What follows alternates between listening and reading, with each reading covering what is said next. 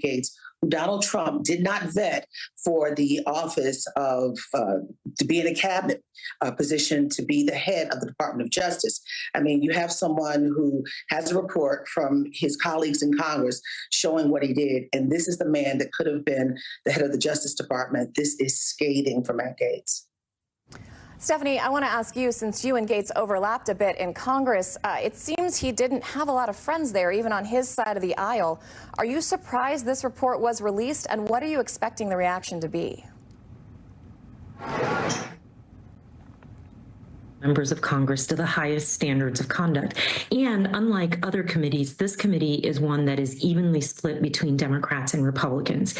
And so the fact that this committee voted to make the report public means that there were Republicans who voted with Democrats to issue this report. So this was quite a bipartisan effort to ensure that there was some transparency. And I think, you know, the American people would deserve to know that no one in elected office is above the law or beyond accountability.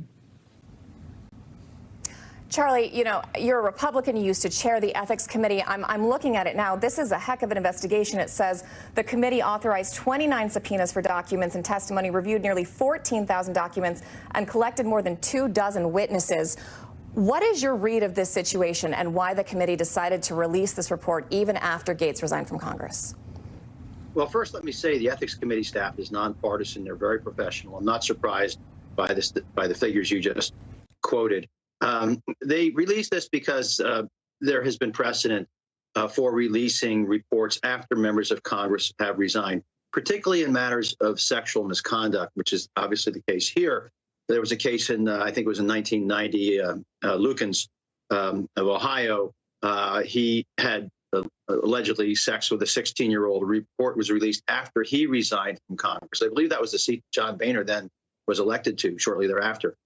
So there's also Mark Foley. The committee took actions after, he had sent inappropriate text messages to House pages.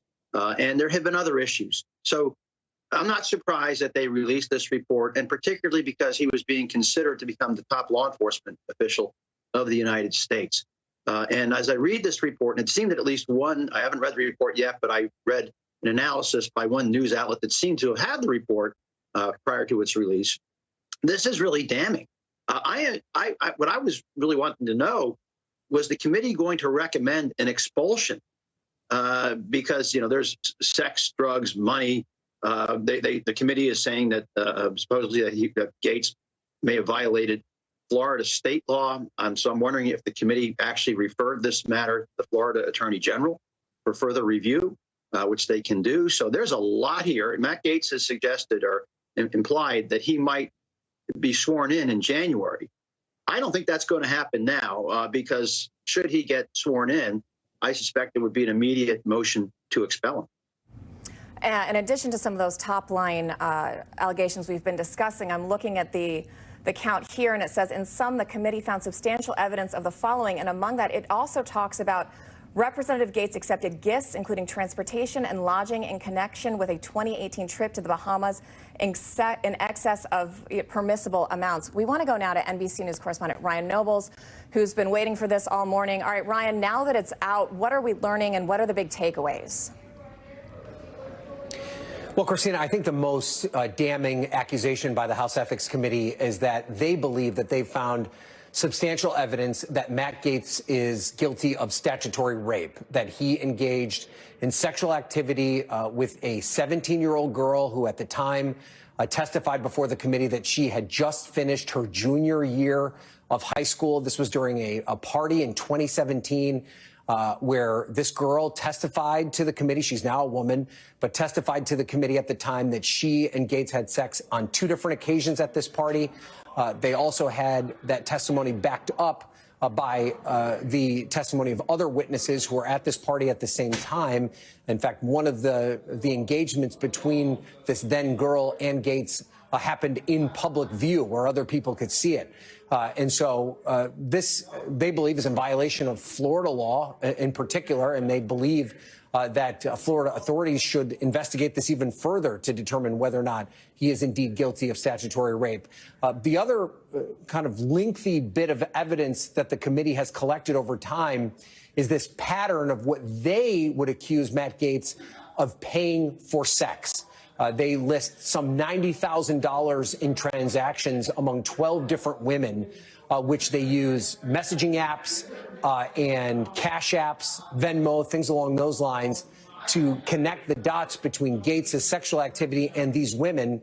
And then also the testimony from the women where they claimed that they believed that the activity that they were engaged in was the result of these payments from Gaetz. In particular, there was a 2018 trip to the Bahamas where Gaetz and 4 different women went to the Bahamas. He engaged in sex with all these women.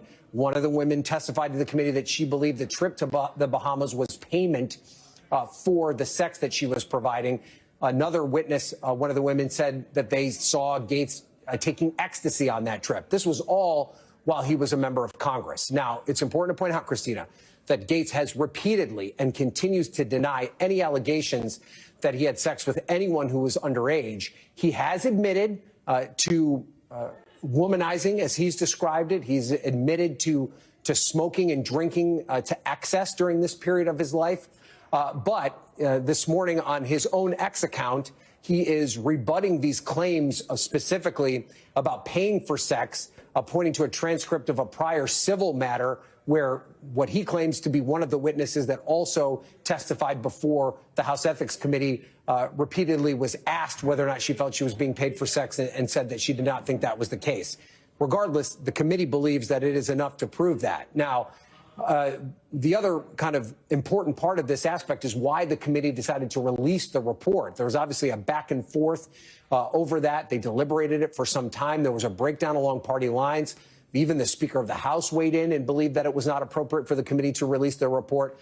They go into great detail to explain why they believe that the public deserved to see this information, that it was something that had been out there in the public sphere for quite a while, and there needed to be kind of a fine point put on it, and also the possibility that Gaetz could be a public figure in the future. Now, this was not a unanimous decision. In fact, there was a dissenting opinion offered by the chairman of the committee, Michael Guest, who said that he believed that it would set a bad precedent to release this report, especially given the fact that they have no jurisdiction over Gaetz anymore. They cannot offer any penalties based on the information that they found, and therefore there was no utility in releasing that report. So regardless, though, even though Guest said that he did not think the report should come out, it was a bipartisan decision to release this report because the committee is made up of equal parts Republicans and Democrats, and it would take at least one Republican to vote with Democrats to release the report. So, Christina, there is a lot in this report. It's 37 pages of content with a lot of evidence and supporting documents to go along with it. And there's no doubt that Matt Gaetz did not want it to see the light of day, which is one of the reasons that even at the 11th hour this morning, he was filing for a restraining order to prevent the committee from releasing it. But it is now out in the public, and the American people will now get to decide what they think of the work of the House Ethics Committee as it relates to Matt Gaetz. Christina. Well, Ryan, thank you for that. Stand by just a second. I want to turn back to former Congresswoman Stephanie Murphy, who is a Democrat from Florida. I'm wondering what you make of all this and whether or not you think people in your home state would give Gaetz a second chance. You know, we've heard him say maybe he'll run for Senate. He's not acting like a man who thinks his political career is finished yet. What is your take on all this, especially given in light of what we're seeing and, as Ryan mentioned, these pages and pages of accusations in this report that's coming out today?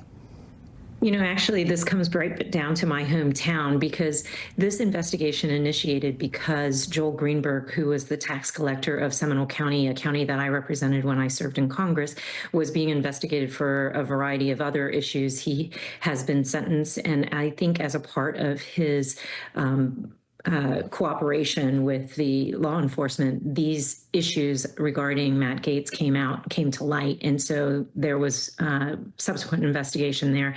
I think what's important is that now that the information has been made public, the onus is on the Florida officials as to whether or not they find enough evidence that they need to move forward. Because again, nobody is above the law. I think it's important for people who live in Florida, who are represented by him, and who, want to have faith in the people that they elect and send to Congress, for them to see that no member of Congress is above the law. And I also think, it's important for the public to understand exactly the extent of his actions and to see him held accountable, and certainly to be able to include that in their calculus should he run for higher office in this state or federally.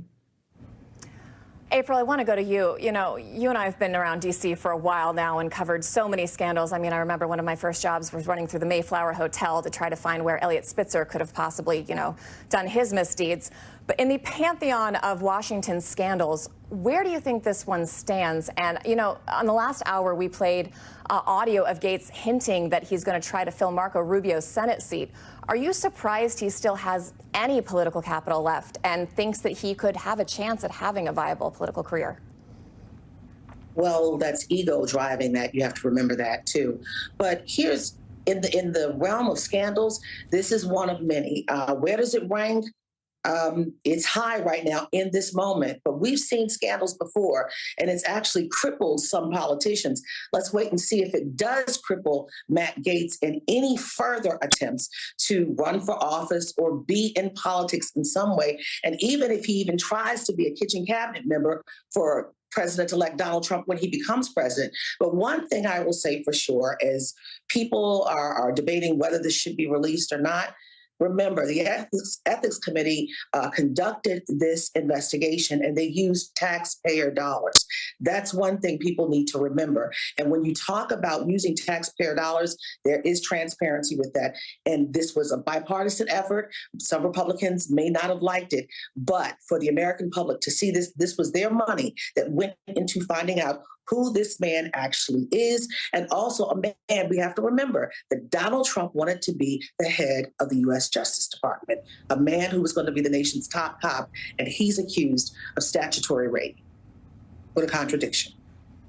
Charlie, in the end, do you think that this is going to do any damage to Republicans politically if they come into a new Congress and a new administration promising to take on corruption and don't give a full-throated rejection of Matt Gaetz and his alleged deeds that we're seeing in this report? Well, this report strikes me as a full-throated rejection of Matt Gaetz on a bipartisan basis. Of course, Matt Gaetz has denied all the allegations. But what is really stunning to me is that Gaetz said over the weekend, I believe, that he was just simply, partying, womanizing, carousing, that sort of thing. Well, no. This case really Congress would never investigate something like that. What they investigated were allegations of sex with a minor and paying for it, and apparently a lot of drug use. I mean, this report, I think, is so damning for him that, he, like I said, if he gets sworn in, he suggested he might get sworn in January, there will be a motion to expel. And that's one question. And again, I haven't read the report. I want to see what the committee was recommending as a sanction. Would they censure him for this? I suspect it would be expulsion.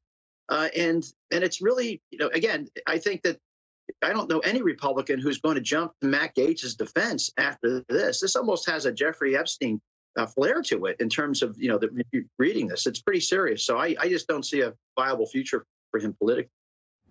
Now, in his statement, he resigned from the current Congress and said he had no intention to take his seat in this next upcoming Congress.